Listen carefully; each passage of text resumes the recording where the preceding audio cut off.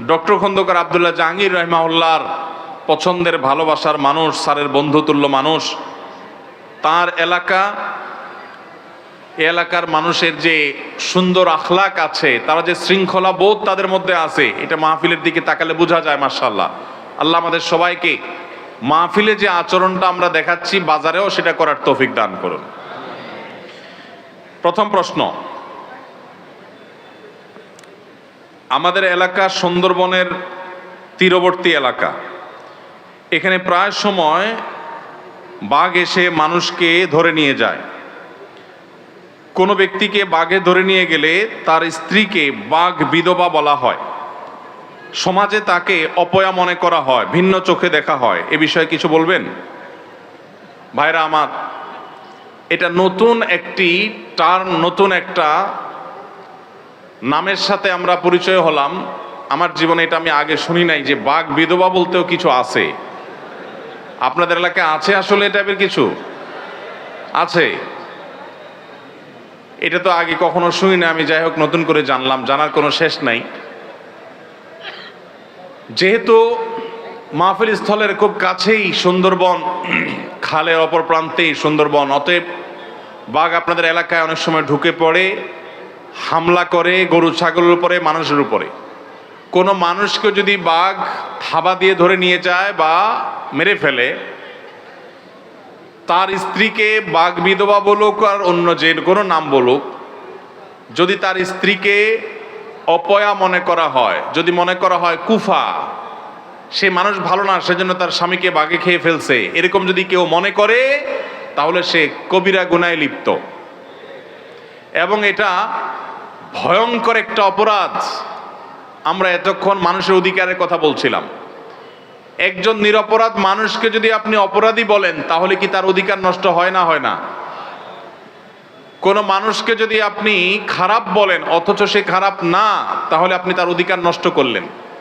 আপনার এই অপরাধ হাজার হাজার তাসবিহ তাহলিল করলেও, লক্ষ লক্ষ বার সুবহানাল্লাহ আলহামদুলিল্লাহ বললেও এই অপরাধ মোচন হবে না, এই পাপ মোচন হবে না, যতদিন পর্যন্ত যাকে কষ্ট দিয়েছেন, যার প্রতি জুলুম করেছেন, তিনি মাফ না করবেন।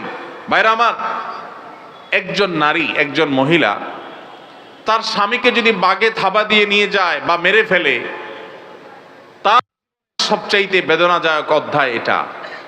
আমাদের সমাজে মেয়েরা স্বামীর উপর নির্ভরশীল। এই গ্রামাঞ্চলে অভাবী পরিবারের মানুষ হিসাবে স্বামীটা মারা গেলে অসহায় হয়ে যায়। এই অসহায় নারীকে সমাজের প্রত্যেকটা মানুষের কর্তব্য আশ্রয় দেওয়া, তাকে সহযোগিতা করা, তাকে সান্ত্বনা দেওয়া, তার পাশে দাঁড়ানো। কত বড় পৈশাচিক কাজ হতে পারে, কত বড় নির্মমতা হতে পারে, কত বড় পশুত্ব হতে পারে যে সেই নারীকে অপয়া বলে তাকে কষ্ট দেওয়া, তার সাথে মেলামেশা না করা, উঠা বসা না করা, জলসল না করা, তাকে দূর দূর করে ঠেলে দেওয়া। কেন? কারণ সে খারাপ বলে, সে অপয়া বলে, সে কুফা বলে, তার ভিতরে বেবরকতি আছে বলে তার স্বামীকে বাগে নিয়ে গেছে। এটা কোনো মুসলমানের বিশ্বাস নয়, এটা কোনো মুসলমান বিশ্বাস করতে পারে না। বিপদ আপদ আসে কার তরফ থেকে? মনে রাখবেন, নবী করিম সাল্লাল্লাহু আলাইহি সাল্লাম বলেছেন, আশাদ্দুন নাসে বালাআন আল আম্বিয়া সুম্মাল আমসালু ফাল আমসাল। জীবনে সবচেয়ে বেশি বিপদ এসেছে কাদের জীবনে? নবী রাসূলদের জীবনে। নবী রাসূলদের জীবনে যত বিপদ এসেছে, এত বিপদ কোনোদিন কারোর জীবনে আসে নাই, আসবেও না। যার জীবনে যত বিপদ আসে, সে আল্লাহর তত প্রিয় পাত্র হওয়ার আলামত যদি সে ইমানদার হয়, নেক আমলকারী হয়। কারণ নবী করিম সাল্লাল্লাহু আলাইহি ওয়াসাল্লামের আরেকটি হাদিস আছে, সুনান তিরমিজিতে বর্ণিত হয়েছে। তিনি বলেছেন, ইন্নাল্লাহা ইযা আহাব্বা কওমান ইবতালাহুম। আল্লাহ কাউকে ভালোবাসলে বোঝার উপায় কি? যাকে ভালোবাসে তাকে পরীক্ষা নেয়। আপনারা এই অঞ্চলের মানুষ, আমি জানি নানান পরীক্ষার মধ্য দিয়ে আপনাদের জীবন পার করতে হয়, নানান কষ্ট আপনাদেরকে সহ্য করতে হয়। একদিকে যেমন বাঘের থাবা, আরেক দিকে মানুষের থাবা, নানামুখী জুলুমের শিকার আপনাদের হতে হয়েছে, আমি জানি। এই হাদিস আমাদের জন্য সান্ত্বনা। নবীজি বলেছেন, ইন্নাল্লাহা ইযা আহাব্বা কওমান ইবতালাহুম। আল্লাহ যখন কোন সম্প্রদায়ের মানুষকে, কোন এলাকার মানুষকে, কোন জাতিকে আল্লাহ যখন ভালোবাসেন, তখন তাদেরকে পরীক্ষায় ফেলেন। এই পরীক্ষায় তারা উত্তীর্ণ হতে পারে কিনা, এটাই তাদের জন্য বড় চ্যালেঞ্জের বিষয়। অতএব যেই নারী স্বামী হারা হয়েছেন, যার স্বামীকে বাঘে খেয়ে ফেলেছে, মেরে ফেলেছে, নিয়ে গেছে, এই নারী যদি ইমানদার নেকামলকারী হয় তাহলে পরীক্ষায় তিনি অবতীর্ণ হলেন। এই পরীক্ষা অবতীর্ণ হওয়ার মধ্য দিয়ে তিনি আল্লাহর প্রিয়পাত্র হওয়ার সম্ভাবনাকে জিয়ে রাখলেন। সব ক্ষেত্রে এটা জরুরি না যে বিপদ আসলেই তিনি আল্লাহর প্রিয়পাত্র হবেন। অনেক খারাপ মানুষের জীবনে বিপদ আসে, কিন্তু বিপদ আসছে দেখে তাকে খারাপ মনে করা এটা কুসংস্কার, এটা ইমানের সাথে সাংঘর্ষিক বিষয়। এরকম মনে করলে, এরকম বিশ্বাস রাখলে আপনার আমল নামাতে কবিরা গুনাহ লেখা হবে, ভয়ঙ্কর অপরাধ হবে। আপনি কোনো মানুষকে এভাবে কষ্ট দিতে পারেন না। ভাইরা আমার, আপনারা যারা এই এলাকার মানুষ আছেন, আপনাদের কাছে আমি আজ উদাত্ত আহ্বান রাখতে চাই, এই তথাকথিত বাঘ বিধবাদেরকে আপনারা কখনো অপয়া মনে করবেন না।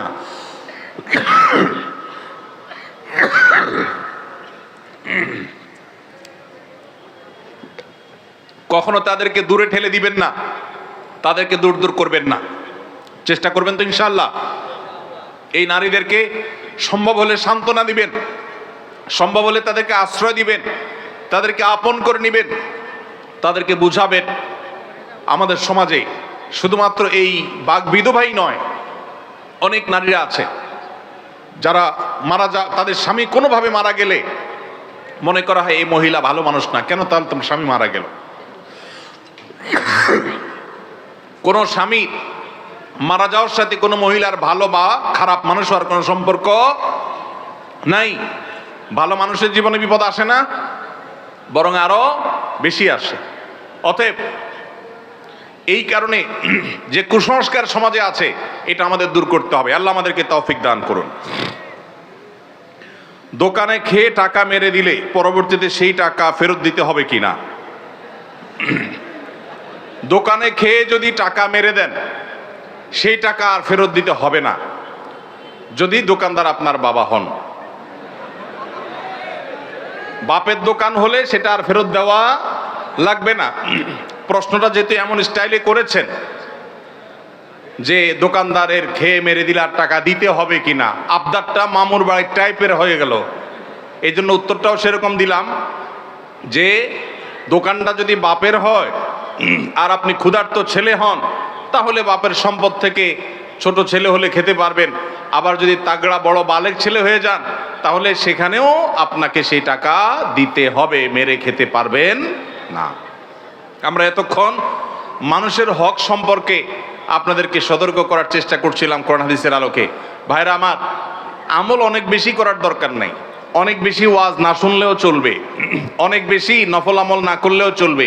মানুষের হক মারবেন না কোনোদিন, জান্নাত একেবারে পথ সুগম দেখতে পাবেন। অতএব যদি কারোর দোকান থেকে কোনো কিছু খেয়ে টাকা না দিয়েছেন, ছোটবেলায়, ছেলেবেলায়, যৌবনকালে, পাগলামির বয়সে করে ফেলেছেন, অভাবের দায়ে হোক, স্বভাবের কারণে হোক, আল্লাহ যখনই আপনাকে সম্বিত ফিরিয়ে দিবেন, সেন্স যখন আসবে, চেতনা যখন জাগ্রত হবে, সাথে সাথে যত টাকা মেরেছেন ওই টাকাটা দোকানদারকে ফেরত দিয়ে আসবেন। যদি স্বীকার করতে লজ্জা লাগে, স্বীকার করার দরকার নেই, দোকানদারকে বলেন যে টাকাটা আপনি পাবেন, যেভাবে হোক রেখে দেন, অথবা যে কোনোভাবে দোকানদারের ক্যাশে টাকা আপনি দিয়ে দেন, বাস দায়মুক্ত হয়ে যাবেন। আর যদি না দেন তাহলে কিয়ামতের ময়দানে এই দোকানদার আপনার সামনে দাঁড়ায় যাবে। বহুত হজ করছেন, উমরা করছেন, ওয়াজ শুনছেন, তাসবিহ তেলাওয়াত করছেন, মোছে তাও দিয়া যখন জান্নাতে যাওয়ার জন্য রেডি হবেন, সামনে এসে দাঁড়াবে দোকানদার, ও যে চা বিস্কুট খেয়ে চলে গেছে দাও নাই। এলাকার রাজনৈতিক নেতা ছিলা, খাইতে খাইতে সব বাকিতে লিখে রাখো, লিখে রাখো, লিখে রাখো বলতে বলতে খাতার পরে খাতা ভরাইছ, দেওয়ার নামগন্ধ ছিল না। নেতাকে তখন কিয়ামতের ময়দানে ঠিকই দাঁড় করানো হবে। এই নেতা বুড়ো বয়সে হাজী সাহেব হয়ে গেছে, মসজিদ কমিটির সভাপতি সেক্রেটারি হয়ে গেছে, অনেক বেশি আমলদার হুজুর হয়ে গেছে, হজ উমরা ইতিকাফ বাইতুল্লাহ গিয়া নিয়মিত করে, দাঁড়ি শুভ্র সাদা হয়ে গেছে, কানতে কানতে দোয়া চোখের পানি ফেলে ভাষায় ভরা ফেলে, 2 পয়সার কোনো লাভ নাই। সমস্ত উলামা ইকরাম একমত, বান্দার হক যদি সে নষ্ট করে থাকে কিয়ামতের ময়দানে তাকে জবাবদিহি করতে হবে। যদি আল্লাহ তাআলা কারোর প্রতি রহম করেন এবং তাকে জান্নাত দিবেন আল্লাহ সিদ্ধান্ত দেন, তখন আল্লাহ তাআলা পাওনাদারকে কোনোভাবে খুশি করবেন, এক্সেপশনাল কেস, কিন্তু আল্লাহর কাছে পাওনার হিসাব দিতে হবে। এই জন্য ভাইরা, কোনোদিন কারোর দোকান থেকে মেরে খেয়ে চলে আসবেন, বাকি খেয়ে আর যাবেন না, মনে রাখবেন, দুনিয়াতে সে হয়তো আপনাকে ধরতে পারবেন, আল্লাহ তাআলার পাকড়াও, আল্লাহর ধরা থেকে বাঁচার কোনো উপায় নাই। এই জন্য ভাইরা, মানুষের অধিকার ব্যাপারে আমাদেরকে সচেতন থাকতে হবে। আল্লাহ আমাদেরকে তৌফিক দান করুন। আমি শুনেছি কিয়ামতের আগে সকল মানুষ, জিন ও ফেরেশতা সকলে মারা যাবে। প্রশ্ন হলো, তাহলে কিয়ামতের দিন জাহান্নামের ফেরেশতা মালিক সহ অন্যান্য ফেরেশতারা কোথা থেকে আসবে? বা 70,000 ফেরেশতা যে জাহান্নামের নাকে শিকল দিয়ে টানবে, এনারাই বা কোত্থেকে আসবেন একটু জানাবেন। ভাই, কিয়ামতের আগে আপনারা জানেন, ইসরাফিল যখন সিংহে ফুৎকার দিবেন, সবাই শেষ হয়ে যাবে। মানুষ তো মানুষ, ফেরেশতারাও শেষ হয়ে যাবে, মালাকুল মউতও শেষ হয়ে যাবে। আপনারা এই হাদিস শুনেছেন। এখন প্রশ্নকর্তার প্রশ্ন হলো, সবাই যখন মারাই গেছে, তাহলে কিয়ামতের ময়দানে যে বিভিন্ন ফেরেশতাদের দায়িত্ব বন্টন হবে, দায়িত্ব পালনের কথা হাদিসে বলা হয়েছে, তারা তো মারাই গেছে, আবার তারা কোত্থেকে আসবে? তো এর উত্তর হলো, আল্লাহ রাব্বুল আলামিন আবার সবাইকে জীবিত করবেন, মানুষ সহ সকল ফেরেশতা, সকল মানুষ। সেই পৃথিবীর প্রথম মানুষ আদম আলাইহিস সালাম থেকে নিয়ে কিয়ামত পর্যন্ত যতজন মারা গেছে, আল্লাহর এক আদেশে আবার সবাই জীবিত হয়ে উঠবে। এর নামই তো হাসর। অতএব ফেরেশতারা কোত্থেকে আসবে, আশা করি এখান থেকে আপনি বুঝতে পারছেন। বিয়ের আগে হারাম রিলেশন করে জেনা করে ফেললে সে মেয়েকে বিবাহ করলে গুনাহ মাফ হয়ে যাবে কিনা? ভাইরা আমার, বিবাহ পূর্বে যদি কেউ হারাম সম্পর্কে জড়ায়, আমাদের যুবক ভাইরা ভালো করে শুনে নেন, আপনার চরিত্রকে যদি আপনি কালিমা যুক্ত করেন, তাহলে এটা ভয়ঙ্কর অপরাধ এবং কবিরা গুনাহ। এর জন্য আল্লাহর কাছে আপনাকে জবাবদিহি করতে হবে। আমাদের অনেক যুবক ভাইরা মনে করেন যে বিয়ের আগে কোনো মেয়ের সাথে হারাম সম্পর্ক করলে, জেনা লিপ্ত হলে, এরপর বিয়ে করলে বোধহয় এটা কাটাকাটি হয়ে যাবে। এটা সঠিক না, এটা ভুল। বিয়ে করেছেন, এখন হারাম থেকে বের হয়ে আসছেন, এটা ভালো। কিন্তু আগে যে অপকর্ম হয়েছে, গুনাহে হয়েছে, নাজায়েজ কাজ করেছেন, হারাম সম্পর্ক করেছেন, তার জন্য দুইজনেই আল্লাহর কাছে সারা জীবন চোখের পানি ফেলে কাঁদতে হবে, তওবা করতে হবে, ক্ষমা চাইতে হবে, ইস্তেগফার করতে হবে, ইনশাআল্লাহ তাহলে মাপ পাওয়া যাবে। যদি মনে করেন না, বেশিরভাগ এই হারাম রিলেশন যারা করে, তারা তো মেয়েদেরকে মিথ্যা প্রতিশ্রুতি দেয়, একটাও বেশিরভাগই ঠিক রাখে না। আমি কথা ঠিক রাখলাম, তাহলে তো আমি ইমানদারের পরিচয় দিলাম।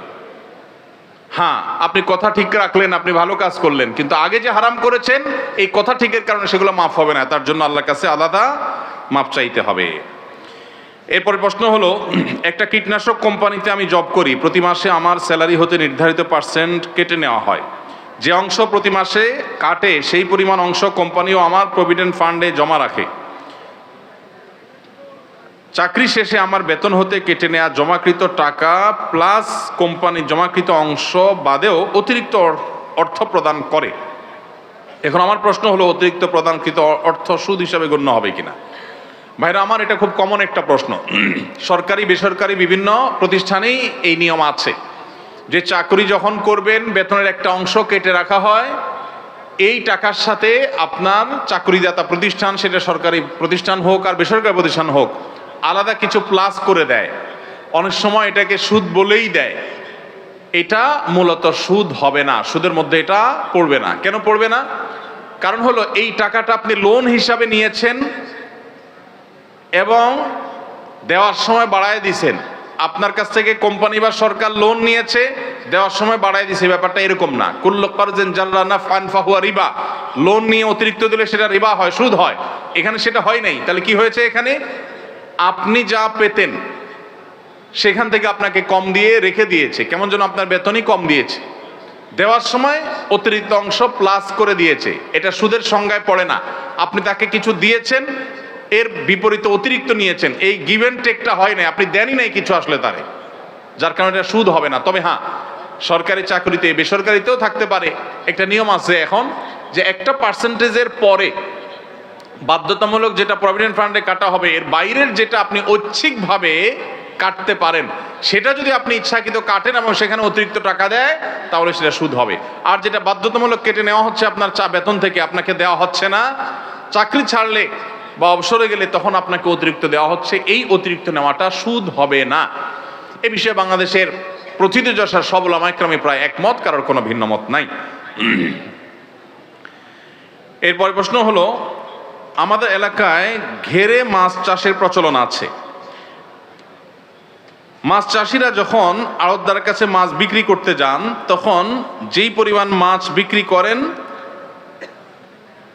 যে পরিমাণ মাছ বিক্রি করার টাকা পান, ওজনে তার চাইতে অতিরিক্ত দিতে হয়। এটা আমাদের সমাজের নিয়ম হয়ে গেছে। শরিয়ার দৃষ্টিকোণ থেকে এটা জায়েজ আছে কিনা? ভাইরা আমার, এটা আমি আজকে খেতে বসেও শুনেছি যে এই প্রচলন নাকি আপনাদের এলাকায় আছে, যে আড়তে যখন একজন কৃষক, একজন চাষি মাছ চাষ করেছেন, তিনি যখন মাছ বিক্রি করতে গেছেন, তখন 1 কেজি মাছ বিক্রি করতে গেলে 1 কেজি 200 গ্রাম বা 1 কেজি 150 গ্রাম অতিরিক্ত মাছ নাকি দেওয়া লাগে। এই নিয়ম কি আছে আসলে? কত? 100 গ্রাম অতিরিক্ত দিতে হয়। পরিপূর্ণভাবে নাজায়েজ। আড়তদার ভাইয়েরা কান খাড়া করে শুনে রাখেন, এই টাকা আপনাদের জন্য হালাল হবে না। এই টাকা আপনাদের জন্য হালাল হবে না। কেন হালাল হবে না? কারণ নবী করিম সাল্লাল্লাহু আলাইহি সাল্লাম বলেছেন, সহিহ মুসলিমের হাদিস, ফাবিমা তাখুযু মালা আখিক, তুমি তোমার মুসলিম ভাইয়ের কাছ থেকে যদি কোনো কিছু নাও, কিসের বিনিময়ে নিলা, সেই বিনিময়টা তোমাকে ক্লিয়ার করতে হবে। আপনি 1 কেজি মাছের টাকা দিয়েছেন, 1 কেজি মাছ নিয়েছেন, এখানে বিনিময় ক্লিয়ার যে টাকা দিয়েছেন 200 টাকার মাছ নিয়েছেন। এই যে অতিরিক্ত কিছু নিয়ে নিলেন, আপনি কোষ করে কিছু নিয়ে আইলেন, এক্সট্রা কিছু হাত দিয়ে তুলে নিলেন, অথবা 100 গ্রাম ফিক্স করে অতিরিক্ত নিলেন। 5 কেজি মাছ বিক্রি করেছেন চাষি, সেখান থেকে 500 গ্রাম আপনাকে অতিরিক্ত দিতে হয়েছে। এই যে মাছটা নিলেন, এটার মূল্য তো আপনি পরিশোধ করেন নাই, তাহলে ফাবিমা তাখুযু মালা আখিকা প্রশ্নের জবাব আপনি দিতে পারছেন না, বিধায় এটা পরিষ্কার হারাম। এখন এই আড়তদার যদি মাহফিলে টাকা দিয়ে দেয় লাখ লাখ টাকা, তারপরে ওটা হালাল হবে না। এই আড়তদার যদি মসজিদ মাদ্রাসায় হাজার হাজার টাকা দেয়, তবুও সেটা হালাল হবে না। এই আড়তদার যদি হজ ওমরা করে, তবুও এটা হালাল হবে না। এই আড়তদার যদি ইসলামের জন্য অনেক টাকা পয়সা দেয়, তারপরও তার এই টাকা হালাল হবে না। আড়তদার ভাইদেরকে বলছি, আল্লাহকে ভয় করুন, সেই দিনকে ভয় করুন যেদিন আপনার এই 500 গ্রাম মাছের জবাব দিতে হবে, বিনিময় দিতে হবে। কষ্ট করে যে আমল করবেন, সে আমলের সওয়াব ওই চাষিকে, মাছ বিক্রেতাকে দিয়ে তারপরে আপনাকে সামনে অগ্রসর হইতে হবে। নবীজি সাল্লাল্লাহু আলাইহি সাল্লাম বলেছেন, আতাদরুনা মানিল মুফলিস, তোমরা কি জানো সবচেয়ে বড় ভিখারি কে? সাহাবায়ে কেরাম বলেছেন, আল মুফলিসু ফিনা মাল্লা দিনার আলাহু ওয়ালা দিরহামা। হে আল্লাহর রাসূল, আমাদের মধ্যে সবচেয়ে বড় ভিখারি হলো সে যার টাকা পয়সা নাই। নবীজি বলছেন, না, সেই ভিখারির কথা বলি নাই। সবচেয়ে বড় ভিখারি সে যে দুনিয়াতে হজ ওমরা করেছে, নেক আমল করেছে, কোরআন তেলাওয়াত করেছে, দান সাদেকা করেছে, তাসবিহ তাহলিল করেছে, নফল রোজা রাখছে, নফল নামাজ পড়ছে, ওয়াজ মাহফিলে গেছে, ওয়াজ মাহফিল শুনছে, মাহফিলে টাকা দিছে, মাদ্রাসায় টাকা দিছে, অনেক ভালো ভালো কাজ করছে, টুপি লাগাইছে, দাড়ি লাগাইছে, জুব্বা লাগাইছে, সবই ঠিক ছিল, কিন্তু সে মানুষের হক মেরেছে।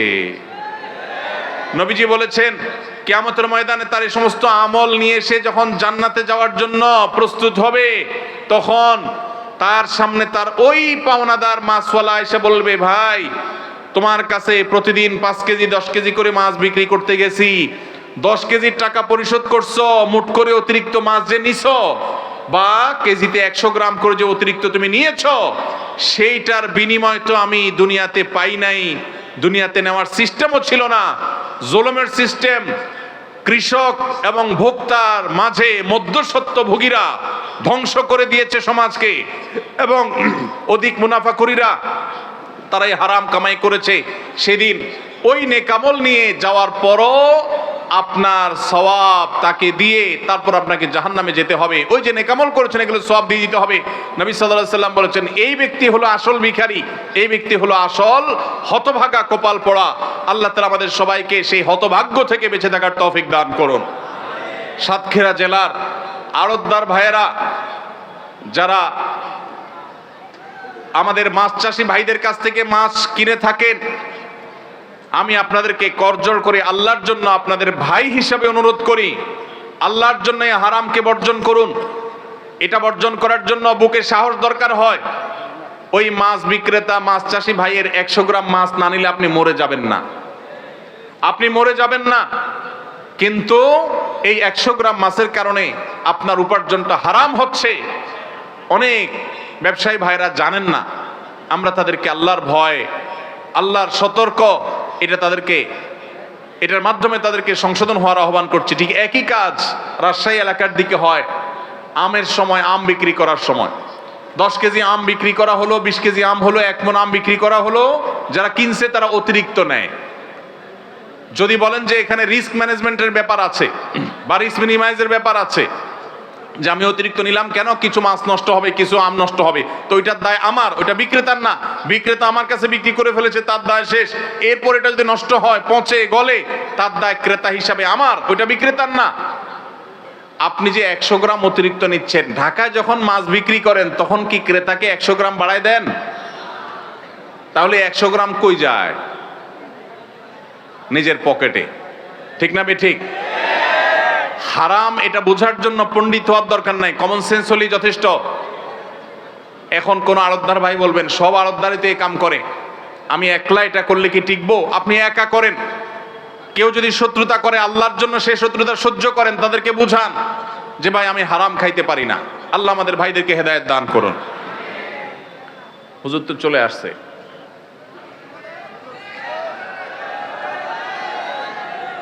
না, আমি বেশি বলবো না, শেষ করব। হ্যাঁ, বুঝি নাই। হুজুর বলবেন একেবারে ফজর পর্যন্ত, ইনশাল্লাহ কাঁপাই দিবেন আল্লাহ চান ইনশাল্লাহ। আমি আর 2-4টা উত্তর দিয়ে শেষ করি। পরীক্ষা ভালো ফলাফল করার কোনো আমল আছে কিনা, এই প্রশ্ন ফাঁকিবাজ ছাত্রদের। ভালো ছাত্র কখনো এই প্রশ্ন দেয় না সচরাচর। ফাঁকিবাজ ছাত্রের প্রশ্ন কিভাবে বুঝলাম? কারণ আপনি দেখবেন আমাদের সমাজে পোলাপান যেগুলো সারাদিন আড্ডাবাজি করে বেড়ায়, মোবাইল টিপাটিপি করে বেড়ায়, পড়ালেখা করে না, সারা বছর ক্লাসের খোঁজ খবর নাই, এরা পরীক্ষার আগে কলম নিয়ে বলে হুজুর এটা পড়ে দেন। অনেক জায়গায় যায় তারা পরীক্ষা ভালোর জন্য। দেখেন, পরীক্ষা ভালো হওয়ার আমল হলো বেশি বেশি পড়ালেখা করা। পরীক্ষা ভালো হওয়ার আমল কি ভাই? বেশি বেশি পড়ালেখা করা। আপনি বেশি বেশি পড়ালেখা করবেন, পরীক্ষা আল্লাহ তাআলা ভালো করবেন। হ্যাঁ, এর পাশাপাশি আপনি আল্লাহর কাছে দোয়া করবেন, আল্লাহ আমার পরীক্ষা সহজ করে দেন, আল্লাহ আপনার পরীক্ষা প্রশ্নের উত্তর দেওয়ার তৌফিক দান করেন, আমার স্মৃতিশক্তি মেধাশক্তি বাড়ায় দেন। আপনি আল্লাহর কাছে দোয়া করবেন, দান সাদেকা করতে পারেন। এর বাইরে আলাদা কোনো আমল আমার জানা নাই যে স্পেসিফিক কোনো আমল এটা করলে পরীক্ষা আপনার অটোমেটিক সহজ হবে। আপনি সারা বছর ফাঁকি ঝুঁকি দেন, ক্লাস না করেন, 2 নম্বরই করেন, আড্ডাবাজি করেন, ঘোরাঘুরি করেন, আর ওই দোয়া পড়বেন আর পরীক্ষার হলে যাবেন, পটাপট সব লেখা হয়ে যাবে। এরকম দোয়া আমার জানা নাই ভাই। অতএব পরীক্ষার হলে ভালো লেখার জন্য ভালো পরিশ্রম করতে হবে, পাশাপাশি আল্লাহর কাছে দোয়া করতে হবে, আল্লাহ তাআলা সহজ করবেন ইনশাআল্লাহ। আমি প্রতিদিন সূরা, রাতে ঘুমানোর আগে সূরা মুলক ও সূরা সাজদা তেলাওয়াত করার চেষ্টা করি, কিন্তু কখনো কখনো ঘুমের কারণে ভুলবশত তেলাওয়াত না করে ঘুমিয়ে যাই। এতে আমার এই আমলে ফজিলত ছুটে যাবে কিনা? উত্তর হলো না। এই আমলে ফজিলত ইনশাআল্লাহ হঠাৎ মাঝে মধ্যে ছুটে গেলে আপনার এর যে মর্যাদা, সূরা মুলক তেলাওয়াত করলে রাতে শোয়ার সময়, শোয়ার আগে, তাহলে কবরের ফিতনা থেকে, আযাব থেকে, পরীক্ষা থেকে আল্লাহ তাআলা মুক্তি দান করেন। মাঝে মধ্যে ছুটে গেলে ইনশাআল্লাহ এই ফজিলত আপনার মিস হবে না। নফল আমল বরং মাঝে মধ্যে ছুটতে পারে, ছুটা উচিত, ছুটার কথা। ফরজ আমল এটা কখনো ছুটতে পারে না, বিধায় নফল আমল মাঝে মধ্যে ছুটাটা বরং স্বাভাবিক। এটা